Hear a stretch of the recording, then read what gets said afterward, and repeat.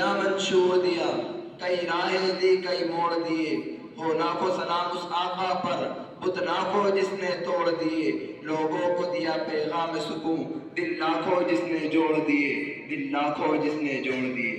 عالی وقار اول البشر حضرت آدم علیہ السلام سے خیر البشر نبی اکرم صلی اللہ علیہ وسلم تک تمام انبیاء کرام نے اپنے اپنے ادوار میں خدا کی وحدانیت کا اعلان کیا اور حق و صداقت کا درس دیا۔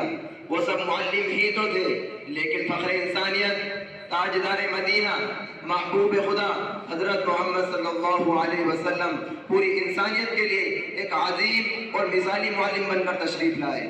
حضرات گرامی، 40 سال کی عمر میں جب آپ کو پوری انسانیت کو راہ ہدایت دکھانے کی ذمہ داری سونپی گئی تو آپ غار حرا سے اقرأ بسم ربک الذی خلق کا ایسا نسخہ کیمیا لے کر نکلے جس سے انسانی تہذیب کے قرینے بدل گئے۔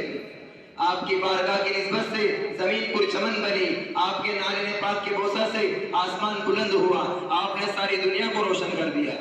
حضرات گرامی، معلم انسانیت نے مسجد نبی کو صرف اذان و نماز کے لیے مختص نہ کیا تھا، بلکہ یہ عالم انسانیت کی پہلی درسگاہ تھی جہاں اخلاق سکھائے جا رہے تھے، جہاں معاشرت سکھائی جا رہی تھی، جہاں عابد تیار ہو رہے تھے، جہاں صابر تیار ہو رہے تھے، جہاں زاہد تیار ہو رہے تھے، جہاں سالار تیار ہو رہے تھے۔ وہاں مساوات کا وہ روح پرور منظر بھی تھا کہ ایک ہی صف میں کھڑے ہو گئے محمود ایاز، کہ ایک ہی صف میں کھڑے ہو گئے محمود ایاز، نہ کوئی بندہ رہا نہ کوئی بندہ نواز۔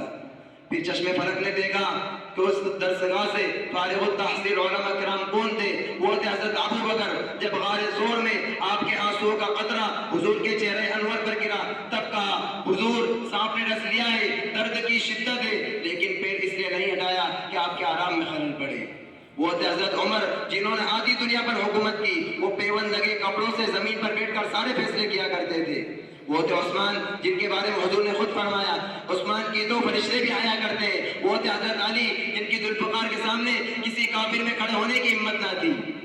حضرات گرامی، قرآن مجید میں 750 مرتبہ صحابہ کرام کو جنتی کہا گیا ہے۔ یہ میرے نبی کی تربیت ہے۔ فاطمہ کا صبر بھی میرے نبی کی تربیت ہے۔ ازواج مطہرہ کی قناعت بھی میرے نبی کی تربیت ہے۔ ارے حسین کا کربلا میں سر کٹانا بھی میرے نبی کی تربیت ہے۔ یہ میرے نبی کی صرف 23 سالہ درس و تدریس کا نتیجہ نکلا۔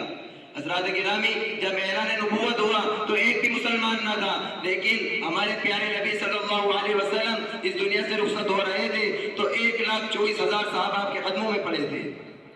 حضرات گرامی، معلم انسانیت کی تربیت سے بتوں کو پوجنے والے قل اللہ احد کا نعرہ لگانے لگے، بیٹیوں کو زندہ درگور کرنے والے عورتوں کی حرمت کے محافظ بنے۔ حضور آئے تو صبح آفرینش پا گئی دنیا، حضور آئے تو صبح آفرینش پا گئی دنیا، اندھیروں سے نکل کر روشنی کی طرف آ گئی دنیا۔